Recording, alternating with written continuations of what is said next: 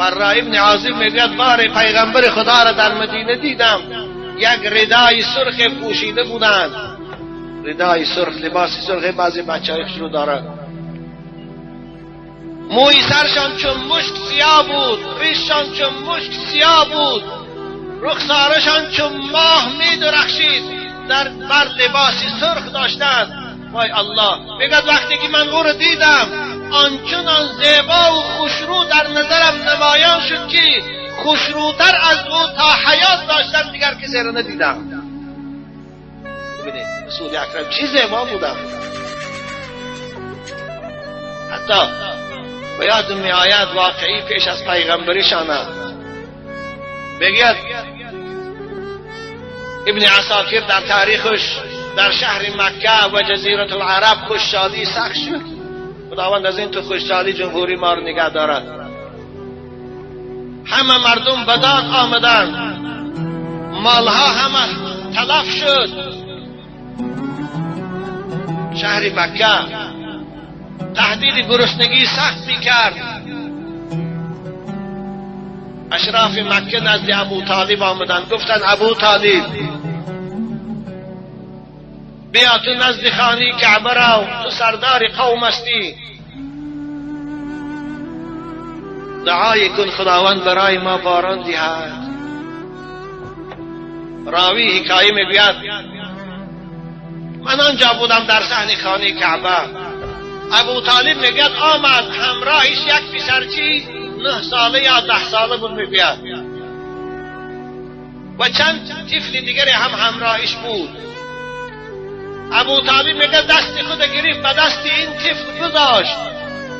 او چنان زیبا بود که خیال میکردی که آفتاب از زیر ابر برآمده باشد، روش مانند آفتاب جلوه میداد. دستش به دست این طفل گذاشت و دعا کرد. حالا دعای ابو طالب تمام نشده بود که بالای شهر مکه ابرهای بارانی فرا گرفت و باران به باریدن شروع کرد. راوی حکایه میگوید بعدتر دانستم که این طفل بابرکت محمد حبیب دلها بوده است. بنابراین حضرت برا این میگوید که والله زیباتر و خوشروتر از محمد، چی در لباس پوشی، چی در تازه نگاه داشتنی موی سر و ریش خود، کسی را ندیدن. بنابراین بچه های خوشرو، شما هم همیشه تازه باشید، همیشه پاکیزه باشید، همیشه لباساتان آزاده باشد. انس میگوید، حضرت انس رضی الله تعالی عنه، ما مسست دیباجا ولا حریرا الین من کف رسول الله صلی الله علیه و سلم. دستان پیغمبر خدا رو میگه که من می داشتم و دستم می قفیدم، خواه برای زیارت بود، خواه برای کاری بود. دستان پیغمبر خدا آنچنان ملایم و آنچنان نرم و لطیف بود که والله میگه نه ابریشمی بود، نه حریر، نه دیباج، مانند کف دست محمد ملایم نبود. اللهم صل علی محمد و علی آل محمد. ببینه این دسته بود که کسی را آخر آزار نداده بود. ولا شممت رائحة اطیب من ریح رسول الله صلی الله علیه و سلم، و هیچ خوشبویی را هم خوشبویتر از بوی محمد نیافتم. والله وقتی که رسول اکرم به کوچه می رفتند، بعد از چند ساعتی گذشتنشان هم اصحاب اگر به همون کوچه می رفتند می فهمیدن که از این کوچه محمد گذشته است. یعنی بوی خوشی او در مشامشان می رسید. ببینید پیغمبر بزرگوار ما چگونه اخلاق داشتن. بنابر شاعرم میگوید در نعت او زبانی فصاحت کجا رسد، در نعت او زبانی فصاحت کجا رسد، بود پیش آفتاب چی سازد سحار. یا الله، کدام فصیح، کدام خوش فصاحت و بلاغت میتواند صفت این آفتاب تابان رسالت، صفت انسان را که خداوند در شأن عظیم بیان سازد. با گفت عطار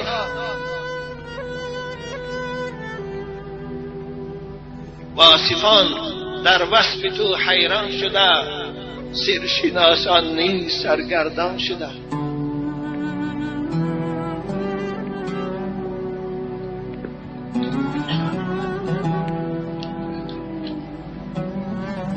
پیغمبر بزرگوار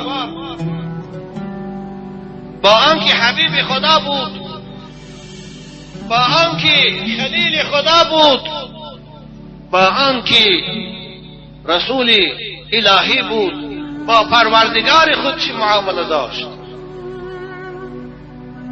مگر مانند بعض انسان‌هایی که با ایشان زادگی و با سید زادگی و با کلان زادگیشان افتخار کرده پروای بندگی خدا ندارند، مگر محمد هم تو بود؟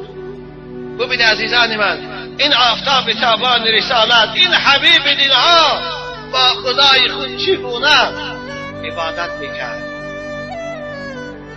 كان رسول الله صلى الله عليه وسلم مع ما أكرمه به من الرسالة والخلة والاصطفاء، مع ما غفر الله له من ذنوبه ما تقدم من ذنبه وما تأخر، أعظم الناس اجتهادا في العبادة. معرخان میگن این پیغمبر با وجودی که به خدا اینقدر نزدیک بود، با وجودی که خداوند اعلان کرده بود که حبیبی من تو گناه نداری، همه گناههای تو را من از روز اول به دنیا آمدن تا روز مرگ عفو کرده هستم، بخشیده هستم، این اعلان برای جهانیان خدا کرد.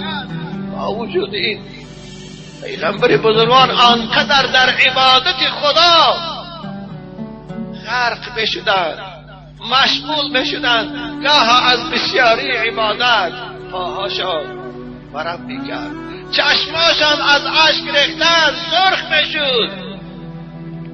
ببینید حضرت مغیره ابن شعبه میگن حدیث صحیح است، قام النبي صلى الله عليه وسلم حتى تورمت قدماه. پیغمبر خدا شبها آنقدر قیام لیل میکردن، نماز شب و دور و دراز میخواندن که پاهای مبارک ورم کرد. ما میگه دلامون براش میسوخت، اکرار حبیب خدا آخر پروردگار همه گناههای شما را عفو کرده است، گذشته است، چو اینقدر شرمه داری، چو اینقدر رنج و زحمت زیاد میکشی؟ حضرت در جواب میگفتن افلا اکون عبدا شکورا، آیا من بنده سپاسگزار نیستم؟ خداوند برای من اینقدر مهربانی کرد، من شکرانی او را نگویم، من عبادتی او را نکنم. بنابر حضرت عایشه مادر ما میگد قام رسول الله صلی الله علیه و سلم الليلة كله بآیت واحده. از شبها میشد بخواندن یک آیت، و تکرار یک آیت محمد شب روز میکرد. رنگی ما ایشان خواب میرفت، رنگی ما پیشواهای دین نماز بامداد قضا میکرد. من از حضور بستر و بالین گذشتم، شبها دراز پایم دراز و نیست به شبها ز حرمتت. دوستای خدا چقدر به خدا نزدیکتر شوند، خوف اونها زائدتر می شود، ریاضت و عبادت اونها زائدتر می شود. پیغمبر خدا صلی الله علیه و سلم عزیزان من چگونه زهد داشتند، تقوا داشتند، پرهیزگاری داشتند. آره جزیره العرب قره در اختیار رسول اکرم در آمده بود. شهر مدینه و اهالی او مال و جان خود برای محمد داده بودند. گاها در صحن مسجد محمدی طلا توپ میشد، تیپه میشد، تا بیگاه تقسیم میکردن به مردم میدادن. اما خود محمد چگونه زندگی میکرد؟ مگر قصر عالی داشت؟ مگر مانند من خانه دو قبطه داشت؟ مگر دیوانهای ملایم و کرپاهای مخمل داشت؟ ببینی عزیزان من رسول اکرم زهدش چگونه بود. حضرت عمر رضی الله تعالی عنه میگویند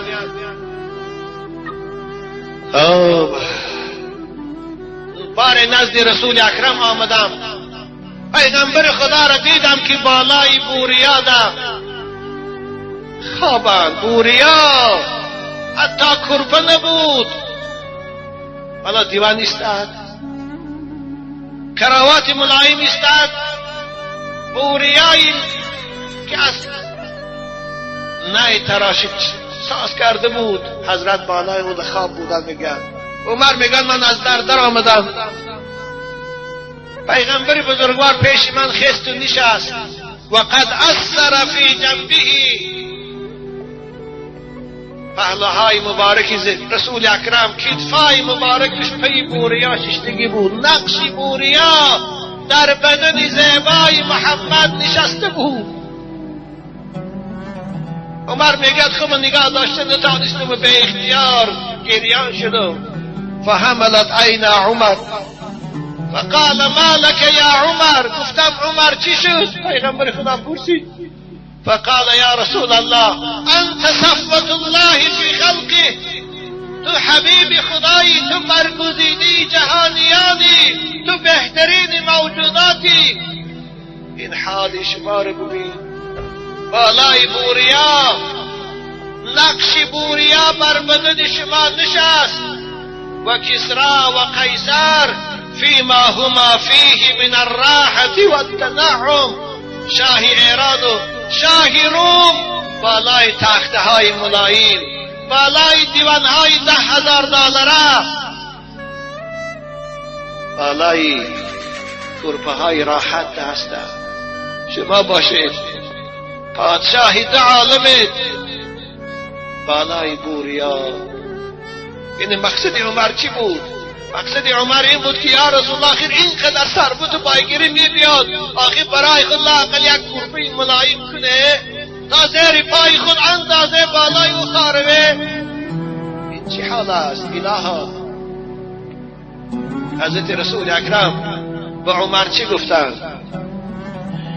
یا عمر او فی شکین انت، عمر گفتند تو در پیغمبری من شک داری؟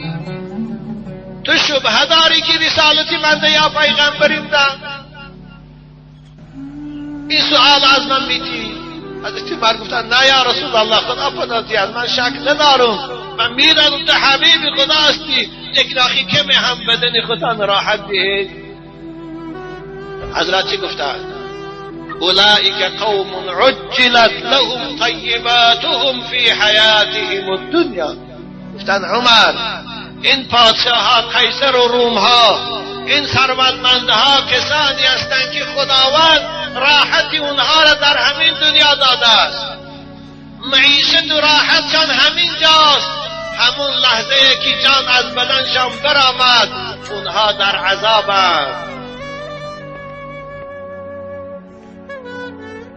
عمر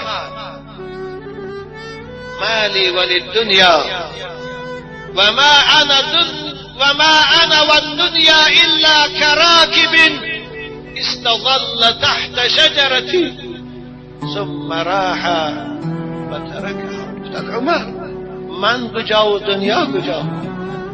برای من دنیا چی در کار است؟ گفتند من مانندی همون سواره هستم که در راه روانم، آفتاب گرم شد و زیر درخت برای دم گرفتن فرآمدم و لحظه دم میگیرم و برآمده میرم.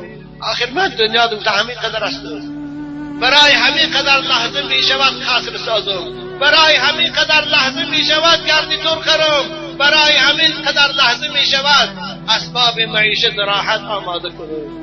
عزیزان من پیغمبر ما گاها عایشه میگوید 3 روز و 4 روز گاها ماه میشد دیگی پیغمبر تگوش علاوه نمیدید. برادری و برابری در اسلام است. به خاطری هم که اصحاب بزرگوارش کم بغل بودن، اکثرشان محمد غذای شیرین نمیخورد. به خاطری که اصحاب بزرگوارش اکثرش چیزی نداشت، یک ردای تنها داشتن، محمد هم بالای دیوان خواب نمیکرد. این است برابری، این است برادری. مگر شعاری که کمونیست‌ها داشتن برادری و برابری همون شعار بود؟ خودشان در قصرهای عالی و بالای تختها، مردم در درون پخته از بالا سمالیات دارشان میزد با شعار برابری و برادری. الله، این بود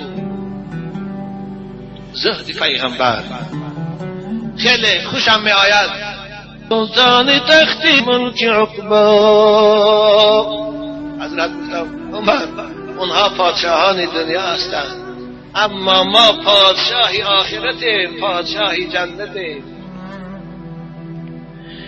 امیران خواستن اعزاز دنیا، امیران خواستن اعزاز دنیا، طلب کردیم و ما از وصل مولا. این پادشاه ها عزت دنیا را خواستن، اینها راحت دنیا را خواستن، اما ما عزت و راحت پیشگاه خدا را خواستیم.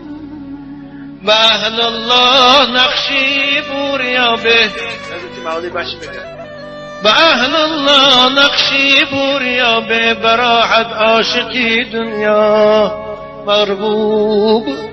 به اهل الله نقشی بوریا خوب، براحت عاشقی دنیاست مرغوب. خدا رحمت کنه. علامه اقبال انبیا میگویند در یکی از سخنهاشان، سروری در دین ما خدمتگریست، سروری در دین ما خدمتگریست، عدل فاروقی و فقری حیدریست. آن امامان که امیری کردند، در امیری هم فقیری کردند.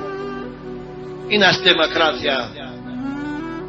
بنابراین یکی از نویسندگان فرانسوی، ابوالحسن اندلوی، در سیرتشان آورده بودند، وقتی که تاریخ پیغمبر بزرگوار ما رو میگد از اول تا آخر مطالعه کرد، آنچنان به هیجان آمد، میگد گفت که اینو میگویند دموکراتیا. این است دموکراتیایی که ما امروز پیشواها دعوا داریم در سیرت محمد او را جویه.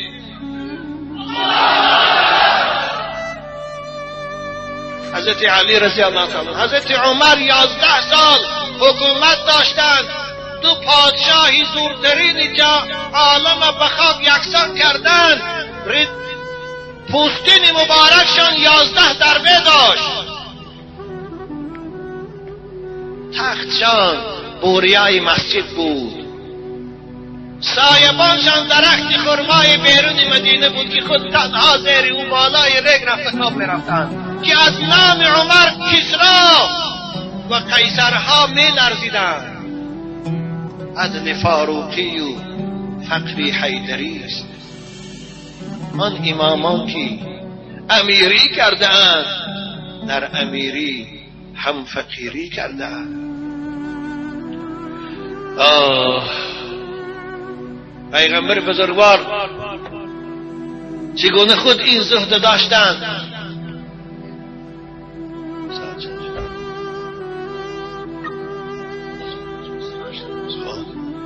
خاندان ایشان هم این زهد داشت، مانند حاکمهای امروز، مانند پیشواهای دینی امروز. خانه‌های زیبا و برای فرزندانشان ماشین‌های ملایم و برای دخترانشان طلا و هاری‌های زیاد داشتن یا نه؟ خیلی همین لحظه میخواهم برای شما گویم، البته ما همین داخل هستیم، اما این پیغمبر بزرگوار چگونه با خاندان خود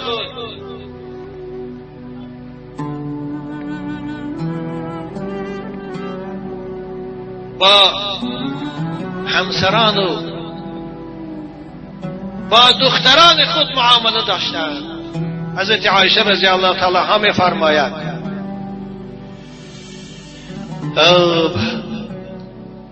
كان رسول الله صلى الله عليه وسلم في مهنة أهله فإذا حضرت الصلاة خرج إلى الصلاة. پیغمبر خدا همیشه در خانه کار میکردن، علاق میکردن، گاه خوشان خمیر میکردن، گاه خانه میرفتن، گاه کربه میپرتافتن. عایشه میگوید وقتی نماز که میشد همه کار فراموش میکردن و سوی نماز میفرمودند. بنابر عزیزان من، شما هم وقتی که در خانه هاتان کار میکنید برای روزگار عبادت از ثواب، اما وقتی نماز که شد چون پیغمبر بزرگوارتان همه کار موندو برای نماز، برای راز و نیاز با خدا به مسجد بیایید. این از سیرت پیغمبر شما. انس میگوید ما رأيت احدا ارحم بالعيال من رسول الله صلی الله علیه وسلم. نسبت به خاندان خود هیچ کسی را من مهربانتر و دلسوزتر از پیغمبر خدا ندیدم. رسول اکرم نسبت به همه زنهاشان محبت داشتند، همشان دوست می داشتند، همشان احترام می کردند، در حالتهای ناراحتیشان و بیماریشان غمگساری می کردند، دلسوزی خود اظهار می کردند.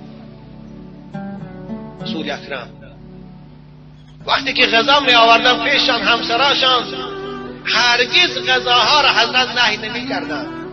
ما عاب النبی صلی الله علیه وسلم طعاما قط ان اشتهاه اکله. اگر میخواستند دلشان میکشید میخوردند، اگر اشتیاشان نمیبود نمیخوردند، اما نمیگفتند که این ترش است یا این شور کردی یا این ملایم کردی. چگونه بعضی ما عادت داریم، بعضی حتی شوهرای جاهل میدانم که چگونه از خواهرها رو مطلوباشان به من معلوم میشه.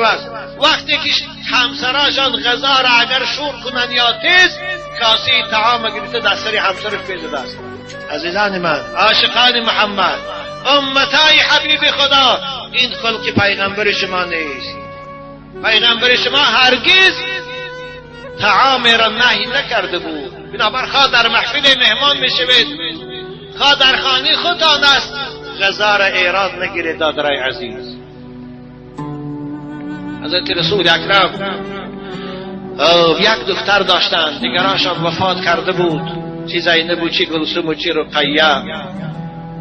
فاطمه نوری چشم آخر مونده بود و خلاص، دیگر نه پسراشان بود و نه دختراشان.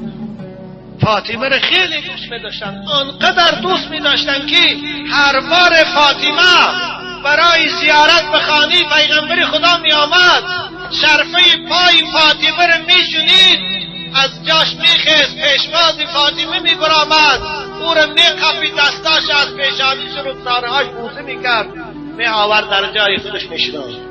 مگر کدام پدر دخترش این تو دوست دارد؟ کدام ما و شما نسبت به دخترمان اینقدر مهربانه؟ البته الحمدلله هستیم، لیکن به این حد، به این آداب هیچ کدام ما نمیرسید.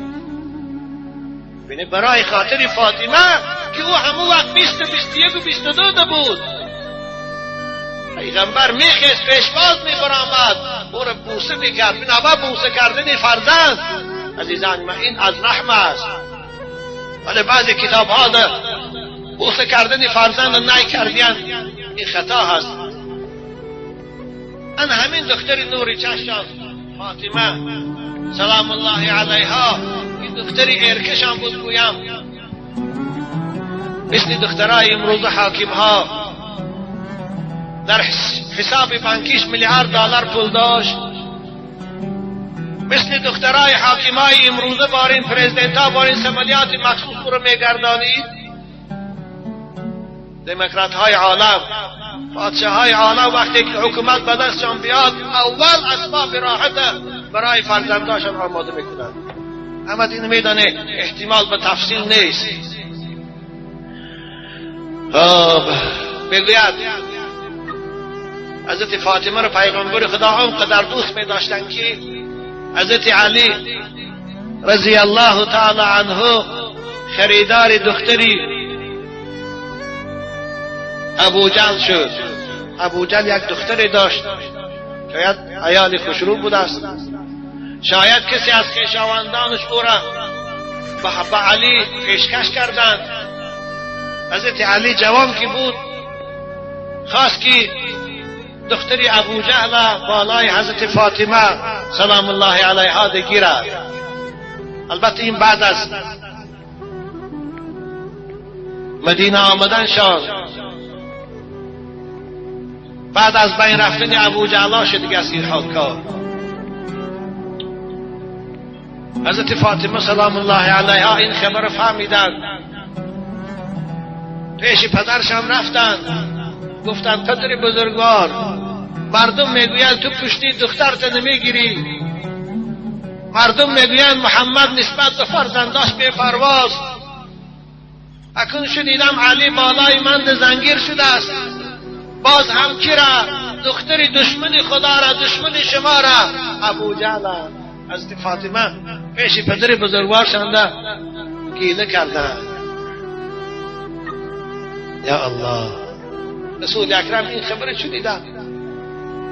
وقتی که آب دیدی فاطمه را دیدند، البته فاطمه وقیاش بود، 21 22 بود، بالای منبر برآمدند، مردم جمع شده بود، اصحاب گفتند من شنیدم که فرزندان ابوجهل قبیله هشام ابن مغیره دختری خودشان به علی پیشکش کردیان و علی را دوماد کردن میخواهند. اگر این راست باشد، من همچون پدر فاطمه را دوست می‌دارم و هر چیزی که فاطمه را آزار می‌دهد من آزار می‌دهد و هر چیزی که فاطمه را غمگین می‌سازد من غمگین می‌سازد. والله لا آذنو، والله لا آذنو، والله لا آذنو. قسم به خدا من این اجازت نمی‌دهم، من این اجازت نمی‌دهم. اگر علی خریدار دختری ابوجهل است، دختری من فاطمه را آزاد کند، سر بیاد طلاق کند، بعد از آن را دختری ابوجهل بگیرند. والله گفت دختری پیغمبر خدا با دختری دشمن خدا در یک جا جمع نمی‌شود. ببینید چگونه رسول اکرم دخترشان دوست می‌داشتند. یا الله، این حدیث بخاری است. ان همین فاطمه زیبا خود خمیر میکرد خانه علی دا، خود با آسیاب دستی آرد میکرد، خود آب میکشید، خود خانه میروفت، دستاش از آسیاب کردن گاه آبله میکرد، خانه میروفت، چنگ و غبار لباساش چرکین میکرد، از آبکشی سینی مبارکش که مشک در پیش برش می آورد، سینی های مبارکش در من شد. حضرت علی دلش سوخت، گفت که فاطمه جان من بیا پیش پیغمبر رویم، کنیزک غلام بسیار اسیر آمده است، یکی از کمپیرکای کنیزکا را و ما تیاد آخر تو رو در زندگی یاردم کند. یک کنیزک پیر، یک کمپیر 50-60 ساله رو تیاد از مال غنیمت خانه ما لااقل حولی روید، لااقل از بیرون آب بیارد، علاب کند تا اینکه از همین کارهای وزنی زندگی تو خلاص شوی. حالا ما هر کدام برای دختران ما خدمتگار داریم، اما این پیغمبر زیبا فاطمه وقتی که قطع علی رفتند پرسید که جانی من برای چی آمدی؟ حضرت فاطمه از حیا در حضور پیغمبر بزرگوار گپ زده نتانست. علی این عرض رسول اکرم به پیغمبر، این عرض فاطمه را به پیغمبر گفتند، اما پیغمبر خدا را ببینید ناراحت شدند، گفتند فاطمه جان من، تو 5 وقت نماز تخوان، تو عبادت پروردگار تگو، برای خاطر خاندان تو بچه هاش خودت کار کن، خودت آب بیار. وقتی که نماز میخوانی بعد از نماز داخل کرفه میشوی 33 بار سبحان الله گو، 33 بار الحمدلله گو، 33 بار الله اکبر گو، این برای تو بهتر است. هزارها بار از او خدمتگاری که من برای تو تیار. فاطمه دختری من باشی تو خودت کار گرفتم. ببینه جناب حضرت علامه اقبال میگن آن ادب پروردی صبر و رضا، آسیا گردان مباش قرآن سرا. فاطمه به دستش آرد میکرد، آسیا بسنگیت دی، با زبانش قرآن تلاوت میکرد، با چشمان زیبای شهلاش اشک میریخت. اما خدمتگار پیغمبر براش اجازت نداد، زیرا اکثر اصحاب پیغمبر خدمتگار در خانه‌شان نداشتند. بار رسول اکرم خانه آمدن، این سالهای آخری حیات رسول خدا بود. فاطمه پیشوازشان برآمد، حضرت دیدن دست فاطمه ده یک گردنبند طلایی، گردنبند طلایی دست فاطمه زیبا. گفتن فاطمه این چی است؟ گفتن پدر بزرگوار این شوهرم علی پدر حسن برای من تحفه کرده، شاید بعد تولد حضرت امام حسن بود یا حسین، همین برای من تحفه کرده است. گفتن حضرت ناراحت شدن، گفتن فاطمه آیا تو دوست نداری که مردم گویند که دختری پیغمبر خدا در گردنش زولانه از زولانه های دوزخ آویزان کرده است؟ روایت چی است؟ ایسرکی ان تقول الناس ابنة رسول الله فی یدها سلسلة من نار. گفتم فاطمه دوست بداری که مردم گویند که دختر پیغمبر است و در دستش زنجیر از زنجیره های دوزخ است. همین دوست بداری. گفتم اگر تو دختری من باشی این برای تو در کار نیست.